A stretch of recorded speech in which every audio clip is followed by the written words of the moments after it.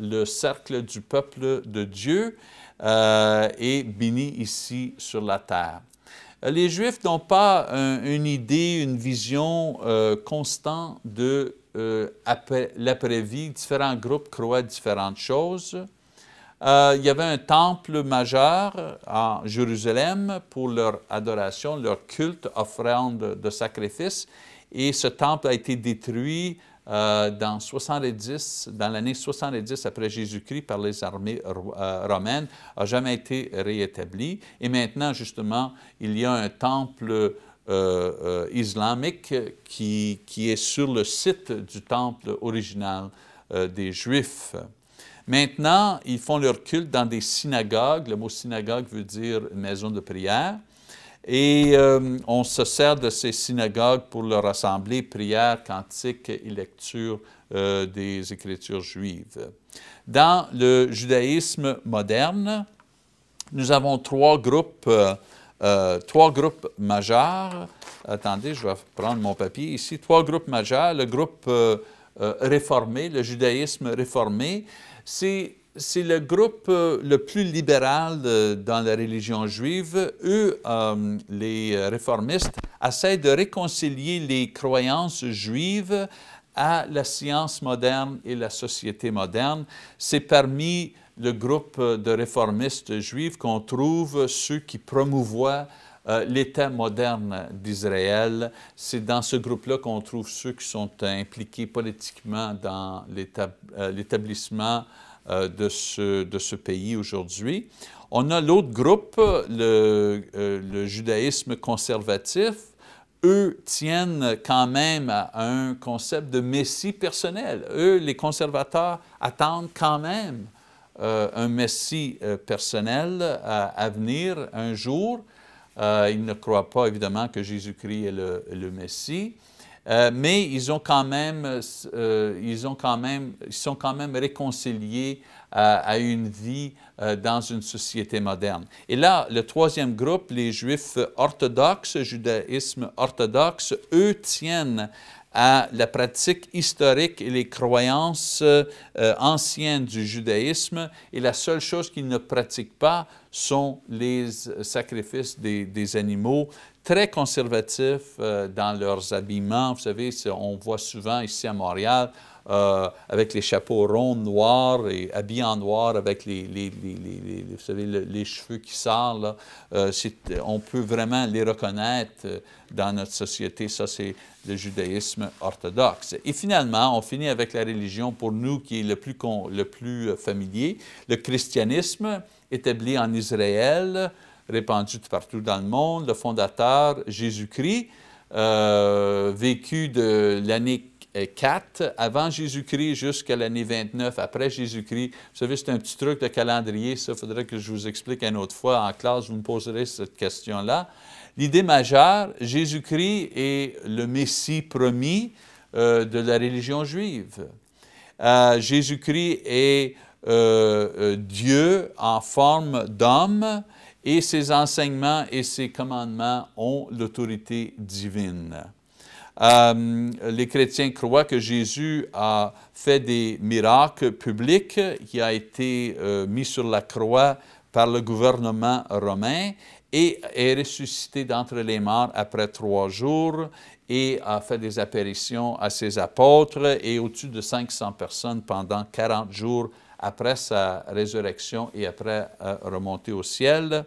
Le christianisme croit que la mort de Jésus-Christ paye la dette morale pour tous les pécheurs dans le monde devant Dieu, et les gens sont sauvés du jugement à travers la foi en Jésus-Christ et vont recevoir une vie éternelle consciente avec Jésus et Dieu dans les cieux éternellement. Et voilà, dans une manière très brève, et je veux dire très brève, les sommaires qui décrivent les 11 religions majeures dans le monde. On était assez vite. Mais ça vous donne une petite idée, un aperçu des religions et la différence majeure entre les religions. Maintenant, la majorité de notre session aujourd'hui a délai avec la description des religions majeures qui existent. Maintenant, j'aimerais finir ma leçon en vous donnant 3 raisons pourquoi que le christianisme, pourquoi que moi je crois que le christianisme, c'est la religion supérieure parmi toutes les religions, incluant même toutes les religions primitives qu'on a discutées au début de notre classe. Raison numéro 1. Je crois que le christianisme est supérieur parce que le christianisme offre une révélation supérieure de Dieu. Vous savez, la majorité des religions a une vision de Dieu qui est très limitée. Soit que Dieu est tout simplement une force impersonnelle, ou peut-être un être supérieur, mais juste un peu supérieur, peut-être comme un ange. Mais le christianisme révèle que Dieu est un esprit pur, avec une conscience, avec une volonté, avec un pouvoir, avec connaissance, avec une force morale et avec un pouvoir de communication. C'est la religion chrétienne qui révèle cette chose-là au sujet de Dieu. Le christianisme explique quelle sorte d'être est Dieu et nous donne aussi une explication au sujet de la volonté de Dieu. C'est quoi que Dieu veut de l'homme? Le christianisme donne une révélation supérieure de Dieu que toutes les autres religions. Deuxièmement, je crois que la religion chrétienne est supérieure parce que le christianisme a un chef supérieur. Toutes les autres religions ont des hommes ou des femmes comme chefs, comme prophètes, comme gourous, comme prêtres. Mais le christianisme a Dieu lui-même comme chef, dans la forme d'un homme, Jésus-Christ. Dans la religion chrétienne, le chef est toujours vivant. Dans la religion chrétienne, le chef est toujours présent pour diriger et encourager les disciples dans chaque génération. J'aime mieux avoir un chef, moi, qui est vivant dans ma génération, que d'avoir un chef qui est mort, là, 5 ans, 500 ans ou 5000 ans, ou qui n'a jamais existé. Numéro 3. Je crois que le christianisme offre une solution supérieure pour les problèmes de l'humanité. Les autres religions offrent une solution pour le problème humain en imposant des règles religieuses ou des pratiques religieuses ou peut-être va trouver une solution après la mort. Mais le christianisme identifie le problème qui cause la souffrance humaine. La séparation de Dieu au-delà du péché de l'homme, parce que l'homme désobéit les lois de Dieu, c'est ça qui amène l'homme à la culpabilité, à la honte, la rébellion, la mort, le jugement, la condamnation. Le christianisme identifie, c'est quoi le problème avec l'homme? Le christianisme dit, le problème avec l'homme, c'est la désobéissance devant Dieu. Mais le christianisme offre aussi une solution pour le problème. C'est facile des fois de décrire le problème, mais le christianisme offre une solution au problème. Dieu lui-même prend la responsabilité pour payer la dette morale de tous les hommes à travers le sacrifice de Jésus-Christ. Dans le christianisme, Dieu fait pour l'humanité ce que l'humanité ne peut pas faire pour eux-mêmes. Et ça, c'est d'éliminer la culpabilité en éliminant la dette morale qui est causée par la désobéissance et le péché. Dans le christianisme, le monde ne trouve pas le salut à travers leur propre force. Vous savez, dans le christianisme, Dieu ne demande pas aux hommes, aux femmes de pratiquer leur religion ou d'observer des codes moraux pour arriver au ciel, qui est le cas dans toutes les autres religions. Dans toutes les autres religions, la manière d'arriver au ciel, c'est qu'il faut garder les lois, il faut pratiquer les piliers, il faut faire ci, il faut se nier nous-mêmes, il faut faire toutes sortes de choses. Mais dans le christianisme, Dieu lui-même à travers Jésus-Christ, sauve le peuple basé sur leur foi en lui. La pratique de leur religion et l'observation de codes moraux sont tout simplement des expressions de cette foi, mais ce n'est pas le dynamique qui les sauve. Ce qui les sauve, c'est Dieu. Tu sais, dans le christianisme, Dieu est dans le ciel, il va chercher l'homme, il ramène avec lui. Dans les autres religions, l'homme est supposé de se monter lui-même, pour aller à Dieu. Et finalement, à part d'identifier le problème et de fournir une meilleure solution, le christianisme est supérieur, je crois, parce que le christianisme offre un meilleur espoir. Dans les autres religions, la meilleure offre, c'est que les individus cessent d'être à la fin de leur vie. Je veux dire, c'est la meilleure offre. Si tu travailles assez fort, si tu te nies, si tu pratiques, si tu fais toutes les choses, là, ta récompense, tu arrêtes d'exister. C'est la fin de ta douleur. Tu n'existes plus. Dans la religion d'Islam et du judaïsme, on offre un paradis qui est peut-être juste un peu mieux qu'ici sur la terre. Et dans tous les respects, c'est ça que la religion primitive offre aussi. Dans toutes les religions primitives, c'est quoi qu'ils offrent? Eh bien, que tu vas être sauf ici, que les esprits méchants ne te toucheront pas, ne te feront pas mal ici, que tu vas avoir de la nourriture, que ta femme va avoir beaucoup de enfants, que tes animaux vont, vous savez, vont être en bonne santé. C'est la meilleure promesse, ça. Mais dans le christianisme, on offre un espoir que pendant qu'ils sont vivants ici sur la terre, ils peuvent s'attendre de toutes sortes de bénédictions. Par exemple, la libération de la culpabilité, une paix d'esprit, des relations fraternelles en amour, une meilleure compréhension de qui est Dieu et qu'est-ce que Dieu veut, et un renouvellement de notre vie spirituelle. Et je mentionne juste ça, mais il y a beaucoup plus de choses que le christianisme offre. Et au-delà de ces choses, les chrétiens peuvent aussi avoir un espoir dans le futur, ou qui ont la vie consciente. Après la vie, ils ont une vie consciente. Ils sont libérés du péché et de la mort. Et aussi, ils sont joints à Dieu dans une relation intime et personnelle pendant toute la vie. Autrement dit, moi, mon espoir comme chrétien, c'est qu'après la mort, je continue à être moi-même, mais sans mes défiances, sans mes péchés, sans mes limites physiques. Mais je suis moi-même et je suis avec Dieu.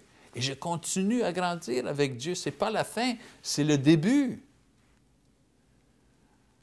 Alors, remarquez bien, il y a beaucoup d'autres raisons pourquoi on peut faire l'argument que le christianisme est supérieur. Le plus grand nombre de dévoués, le plus grand nombre de records historiques, des témoignages par des témoins oculaires de la vie et la résurrection de Jésus, et aussi l'impact positif du christianisme dans l'histoire du monde. Là, je vous ai juste donné quelques idées ici dans cette leçon, tout simplement pour souligner l'idée de la supériorité de la religion chrétienne et les réclamations de Jésus-Christ. Dans nos dernières 5 leçons de cette série, on va examiner de plus près la foi chrétienne et le style de vie de ceux qui se nomment chrétiens. J'espère que vous allez être ici pour ces leçons. C'est la fin de notre leçon aujourd'hui. C'était un peu plus long que les autres. On avait beaucoup de matériel à regarder. J'espère que vous allez patienter avec moi et que vous allez être là la prochaine fois lorsque nous allons commencer notre 3e leçon intitulée « La Bible ». J'espère que vous allez être là pour ça. Merci beaucoup et que Dieu vous bénisse aujourd'hui. Au revoir.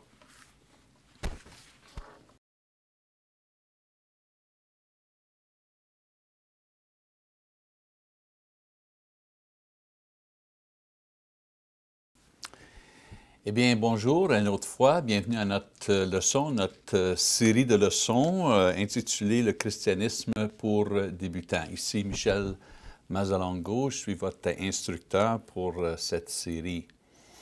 Eh bien, on est rendu dans la troisième leçon intitulée « La Bible ». Vous savez, la majorité des religions ont des records, des livres saints, des écrits, des dictons qui ont été donnés à leurs adhérents par leur chef. Pour le christianisme, la source d'histoire et des enseignements, c'est la Bible. Donc, dans notre leçon aujourd'hui, nous allons examiner les choses importantes, 3 choses importantes selon la Bible, qui incluent le contenu de la Bible, l'histoire de la Bible et les déclarations de la Bible. Ça va être le sujet de notre étude aujourd'hui. Mais avant qu'on commence notre leçon, je vous demande de vous joindre à moi pour un moment de prière. Seigneur, on vous remercie encore une fois pour l'opportunité d'étudier et surtout d'étudier votre parole aujourd'hui. On vous demande de nous bénir, de nous aider à traverser cette leçon, de nous ouvrir nos cœurs pour recevoir l'instruction qui va être donnée. Ces choses, on vous prie au nom de Jésus. Amen. Eh bien, commençons avec le contenu et l'histoire de la Bible. Vous savez, c'est très difficile d'étudier le contenu de la Bible sans décrire aussi l'histoire, comment on a reçu la Bible historiquement. Donc, on va réviser ces 2 idées en même temps pour comprendre non seulement ce qu'il y a à l'intérieur de la Bible, le contenu, les enseignements de la Bible, mais aussi comment on a reçu ce texte historiquement. L'histoire de l'enregistrement de la Bible comme un record écrit, c'est vraiment l'histoire de la communication de Dieu avec l'humanité. Bien, on commence avec l'origine de la Bible. Le mot « Bible » vient d'un mot grec, « biblia », qui veut dire « livre » au pluriel. Toute la Bible au complet inclut 66 livres individuels, 39 dans ce qu'on appelle l'Ancien Testament et 27 dans le Nouveau Testament. Pour étudier l'origine biblique, on doit commencer avec l'Ancien Testament. Et peut-être un meilleur mot, on pourrait servir du mot « alliance ». Ce terme est très utile parce que ça nous aide à comprendre ce qui est la Bible. Les détails des 2 alliances, les 2 accords entre hommes, entre l'homme et entre Dieu. Dans l'Ancienne Alliance et dans la Nouvelle Alliance, on voit les arrangements que Dieu prend avec les hommes. Et on sait que la Nouvelle Alliance, qu'on appelle le Nouveau Testament, remplace l'Ancienne Alliance. Un peu comme un bail. Quand on a un bail pour une maison, un appartement, et on est là pour 1 an ou 2 ans, et on signe un nouveau bail, il peut y avoir des nouvelles conditions, etc. Dans le nouveau bail, bien c'est la même chose. On a l'Ancienne Alliance, un arrangement que Dieu, un accord, si vous voulez, que Dieu a avec l'humanité. Et dans la Nouvelle Alliance, le Nouveau Testament, on a un nouvel accord que Dieu a créé à travers Jésus-Christ avec l'humanité.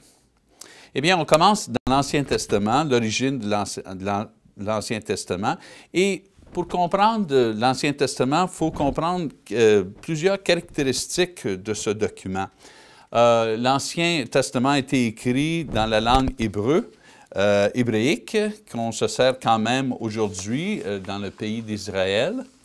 La première personne qui était chargée à écrire les événements et les circuler parmi les hommes et la communication entre Dieu et l'homme était Moïse, qui a vécu environ 1500 ans avant Jésus-Christ. On sait que c'est lui qui a écrit les mots de l'Alliance qu'il a reçus de Dieu au mont Sinaï et aussi les 10 commandements. On lit ça en Exode chapitre 34. Moïse est crédité avec les écrits et aussi organisé les premiers 5 livres de la Bible, ce qu'on appelle le Pentateuque. Et Jésus lui-même confirme ce fait en Matthieu chapitre 4, verset 4 du Nouveau Testament. Une fois que Dieu a commencé à se servir d'humains pour enregistrer ses paroles, le système a continué après Moïse. Josué était le prochain écrivain après Moïse. On lit ces détails dans le livre de Josué, chapitre 24, verset 26. Et après Josué, on a eu les prophètes qui ont enregistré leur histoire et les prophéties après Moïse et après Josué. Et de cette façon, pendant une période d'environ 1500 ans, on a eu 28 auteurs qui ont complété les 39 livres de l'Ancien Testament. Le dernier livre de l'Ancien Testament écrit par Malachie et le dernier record de ce peuple écrit en 516 avant Jésus-Christ. Et historiquement, on n'a pas autre prophétie jusqu'au moment de Jean-Baptiste. Tous ces livres ont été collectés et assemblés dans un seul volume par l'année 400 avant Jésus-Christ. Et on peut dire que les Juifs, eux, ont eu une Bible complète 300 ans avant Jésus-Christ. Sur l'Ancien Testament, ce qu'on lit, nous, dans nos Bibles, c'est le même Ancien Testament que les Juifs avaient 300 ans avant Jésus-Christ. Maintenant, j'aimerais parler au sujet de l'organisation de l'Ancien Testament comme texte. Les Juifs, eux, avaient le même Ancien Testament que nous, je veux dire le même matériel, le même livre, mais ils l'ont organisé différemment. Eux divisaient l'Ancien Testament en 3 sections majeures. On avait la loi, ce qu'ils appellent la loi, les livres de Genèse jusqu'à Deutéronome, et pour eux, c'était la partie la plus importante.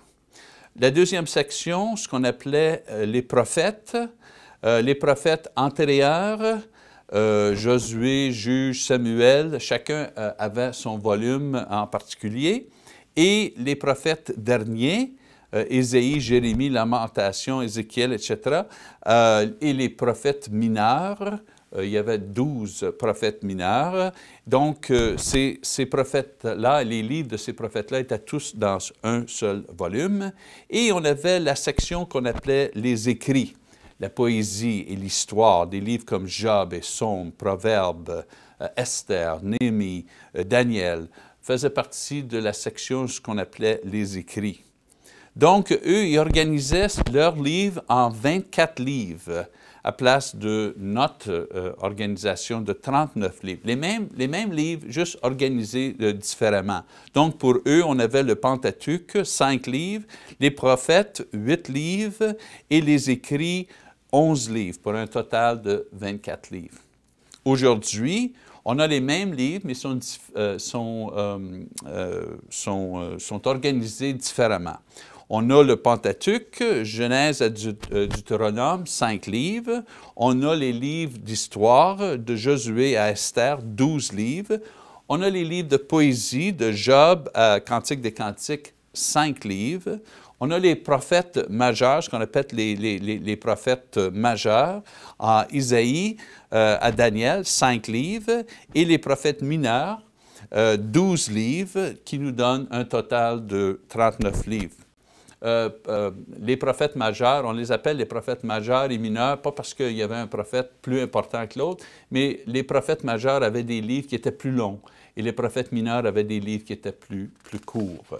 Et voilà l'organisation moderne de ce qu'on appelle l'Ancien Testament. Maintenant, comment de livres qu'il y avait et comment que les livres étaient divisés nous dit pas le sujet de l'Ancien Testament. Même si le matériel a été assemblé et écrit pendant une période de 1500 ans et qui a été assemblé par plus de 25 différents auteurs, l'Ancien Testament de la Bible dit une seule histoire. Et cette histoire, c'est la relation de Dieu avec l'humanité et en particulier la relation de Dieu avec un groupe. En Genèse, on a un récit de la création du monde et comment l'environnement, la société et les humains sont arrivés dans leur état présent. Un monde naturel qui est ruiné, une société qui ne fonctionne pas bien, une humanité qui est condamnée à la mort. Eh bien, au début, en Genèse, on apprend le pourquoi de ces choses-là. En Genèse, on apprend aussi au sujet d'un homme qu'on appelle Abraham, qui a été choisi par Dieu pour être le chef d'une nation à travers laquelle Dieu était pour offrir le salut à toute l'humanité. La balance de l'Ancien Testament décrit la croissance et le développement de la famille de cet homme, d'un tribu, jusqu'à une nation qui avait beaucoup de pouvoir, beaucoup de richesses, qu'on appelle Israël. La majorité des livres dans l'Ancien Testament contient l'information. L'information qui décrit les guerres, les conquêtes, la politique, la religion, les codes moraux, la poésie et l'histoire générale de ce peuple. Et dans l'Ancien Testament, on trouve aussi les prophéties d'événements futurs qui vont arriver à cette nation et aussi l'apparition et le travail du Sauveur qui a été promis originellement à Abraham. Malgré le fait que c'est difficile et compliqué à lire parfois, parce que, vous savez, dans l'Ancien Testament, on n'est pas familier souvent avec l'histoire et les coutumes sociales de cette époque. Même c'est pour ça que c'est difficile des fois lire l'Ancien Testament. Mais sachez que l'Ancien Testament est seulement une histoire qui décrit la relation de Dieu avec le peuple juif et leur rôle en préparant un plateau culturel et historique pour l'arrivée de Jésus-Christ. C'est ça l'Ancien Testament, vraiment. C'est l'histoire d'un peuple, leur histoire, leur culture, leur religion, vous savez, leur guerre, leur évolution. Mais ça nous donne toute l'histoire de ce peuple qui se prépare pour l'arrivée de Jésus-Christ. Il faut toujours garder ça, vous savez, en vue, que c'est ça le point de l'histoire dans l'Ancien Testament et pas se perdre dans tous les détails. Maintenant, on peut parler un peu du Nouveau Testament. Le Nouveau Testament, comme l'Ancien Testament, est aussi une histoire qui est donnée dans plusieurs livres. L'histoire du Nouveau Testament nous explique la vie, le ministère, la mort, l'ensevelissement, la résurrection de Jésus-Christ et la propagation de ses enseignements par ses apôtres qui ont établi l'Église chrétienne dans le premier siècle. Vous savez, il y avait beaucoup de comptes rendus écrits au sujet de Jésus et sa vie, mais les livres officiels, les livres inspirés, qu'on appelle le Nouveau Testament et le canon du Nouveau Testament, a seulement 27 livres. Maintenant, je vais vous expliquer comment ces livres ont évolué, mais j'aimerais premièrement vous expliquer la division du Nouveau Testament, comme on a fait pour l'Ancien Testament. Il y a 5 divisions dans le Nouveau Testament. Première section, les évangiles, Matthieu, Marc, Luc, Jean. Les évangiles sont les témoignages oculaires des apôtres au sujet de la vie de Jésus. Deuxième section, l'histoire. Un livre seulement, le livre d'Actes des apôtres, écrit par Luc, qui explique la fondation, l'accroissement, le développement de l'Église chrétienne. Après, on a les épîtres de Paul, 13 épîtres écrits par l'apôtre Paul, Romains, 1, 2 Corinthiens, Galates, Éphésiens, Philippiens, Colossiens, 1, 2 Thessaloniciens, 1, 2 Timothée, Titre et Philémon. C'est les 13 épîtres de Paul. Après, on a les épîtres générales.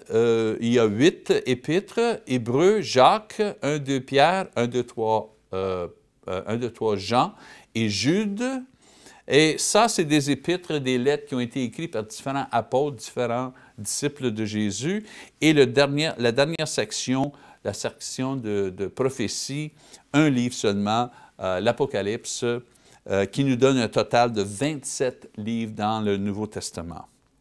Maintenant, à part des évangiles et du livre d'Actes, la majorité des lettres qui ont été écrites aux églises ont été écrits pour enseigner l'Église, les jeunes chrétiens, les encourager de pratiquer leur foi chrétienne. C'est ça le Nouveau Testament.